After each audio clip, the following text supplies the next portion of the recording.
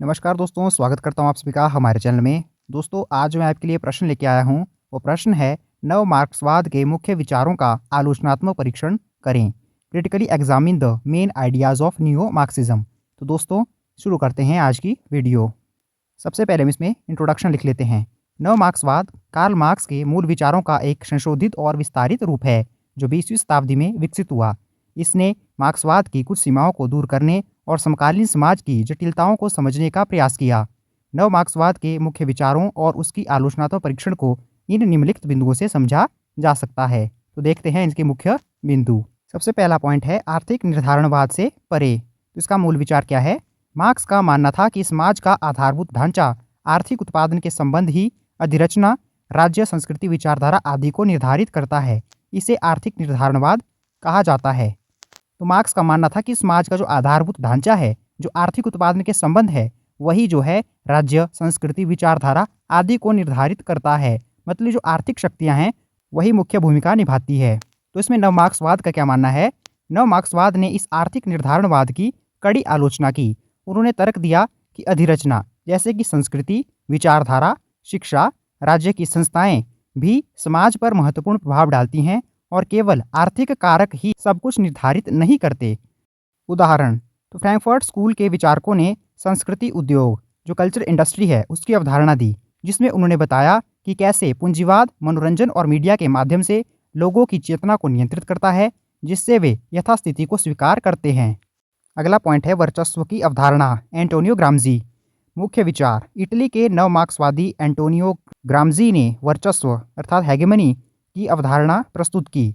उनके अनुसार पूंजीपति वर्ग केवल आर्थिक या दमनकारी शक्ति के माध्यम से ही शासन नहीं करता, बल्कि वह अपनी विचारधारा, मूल्यों और मानदंडों को समाज में इस तरह फैलाता है कि वे सामान्य और स्वाभाविक लगने लगते हैं।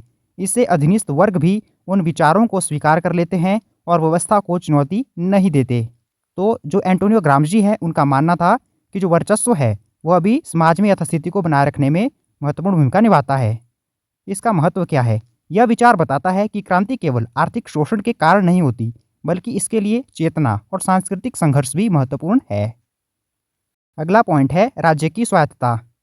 Relative autonomy of the state. मूल मार्क्सवाद ने राज्य को पूंजीपति वर्ग के हितों का एक उपकरण माना है, लेकिन नव मार्क्सवादियों ने तर्क दिया है कि राज्य पूंजीपति वर्ग के हितों का सीधा प्रतिबिंब नहीं है, बल्कि उसकी अपनी सापेक्ष स्वायत्तता अर्थात रिलेटिव ऑटोनॉमी है। राज्य कभी कभी पूंजीपति वर्ग के कुछ हिस्सों के खिलाफ या उनके दीर्घकालिक हितों को बनाए रखने के लिए कार्य कर सकता है। यह पूंजीवाद को स्थिर करने और वर्ग संघर्ष को रोकने में मदद करता है। अगला पॉइंट है संस्कृति और विचारधारा का महत्व। Importance of culture and ideology. नव मार्क्सवादियों ने यह बताया कि समाज में विचारधारा जैसे राष्ट्रवाद, उपभोक्तावाद, व्यक्तिवाद किस प्रकार लोगों को पूंजीपति व्यवस्था में एकीकृत करती है। उन्होंने सांस्कृतिक संस्थानों जैसे स्कूल, मीडिया, परिवार की भूमिका पर जोर दिया, जो इन विचारधाराओं को प्रसारित करती हैं। अगला पॉइंट है ज्ञान और शक्ति का संबंध। मिशेल फुको। कुछ नव मार्क्सवादी या मार्क्सवादी प्रेरित विचारक जैसे मिशेल फुको ने यह जांचने का प्रयास किया कि कैसे ज्ञान और शक्ति एक दूसरे से जुड़े हुए हैं और कैसे ज्ञान प्रणाली सत्ता संबंधों को बनाए रखती है। अर्थात जो मिशेल फुकोल्ट हैं, उन्होंने बताया है जो ज्ञान है और शक्ति है वह एक प्रकार से एक दूसरे से जुड़े हुए होते हैं और यह जो ज्ञान प्रणाली होती है यह सत्ता संबंधों को बनाए रखती है। अब हम देखते हैं नव मार्क्सवाद की आलोचनात्मक परीक्षा। इसमें पहला पॉइंट आता है आर्थिक पक्ष की उपेक्षा। Neglect of economic aspects. नव मार्क्सवादियों पर अक्सर यह आरोप लगाया जाता है कि उन्होंने आर्थिक निर्धारणवाद की आलोचना करते करते आर्थिक कारकों के महत्व को ही कम कर दिया है। आलोचकों का तर्क है कि अंततः आर्थिक संरचनाएं आज भी सामाजिक संबंधों और असमानताओं का एक महत्वपूर्ण आधार है। अगला पॉइंट है अत्यधिक अमूर्त और जटिल। Overly abstract and complex.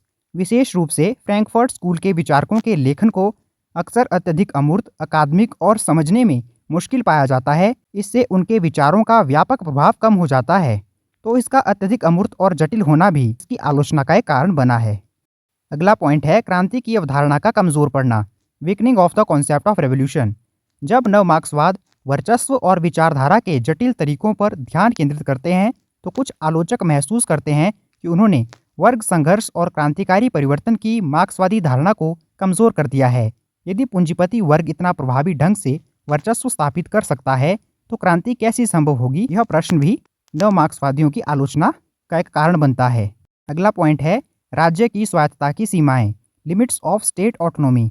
जबकि राज्य की सापेक्ष स्वायत्तता की अवधारणा महत्वपूर्ण है, कुछ आलोचक तर्क देते हैं कि नव मार्क्सवादियों ने इसकी सीमा का पूरी तरह से विश्लेषण नहीं किया है।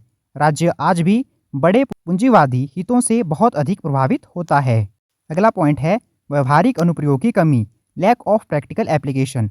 कुछ आलोचक कहते हैं कि नव मार्क्सवादी सिद्धांत, विशेष रूप से आलोचनात्मक सिद्धांत, पूंजीवाद की आलोचना करने में तो सक्षम है, लेकिन यह ठोस राजनीतिक कार्रवाई या क्रांतिकारी परिवर्तन के लिए स्पष्ट मार्गदर्शक सिद्धांत प्रदान करने में अक्सर विफल रहता है। अगला पॉइंट है बुर्जुआ मार्क्सवाद का आरोप। कुछ कट्टरपंथी मार्क्सवादियों ने नव मार्क्सवाद को बुर्जुआ मार्क्सवाद या संशोधनवाद कहकर खारिज कर दिया है। उनका तर्क है कि यह पूंजीवाद को जड़ से चुनौती देने के बजाय उसे समझने या उसके साथ समझौता करने का प्रयास करता है। दोस्तों, अब हम इसका निष्कर्ष लिख लेते हैं। कुल मिलाकर नव मार्क्सवाद ने मार्क्सवादी विश्लेषण को एक नया आयाम दिया, जिससे यह केवल आर्थिक संरचनाओं तक सीमित न रहकर संस्कृति, विचारधारा, राज्य और शक्ति संबंधों की जटिलता को भी समझने में सक्षम हुआ। इसने आधुनिक पूंजीवादी समाजों में सामाजिक नियंत्रण और प्रतिरोध के सूक्ष्म तरीकों पर प्रकाश डाला।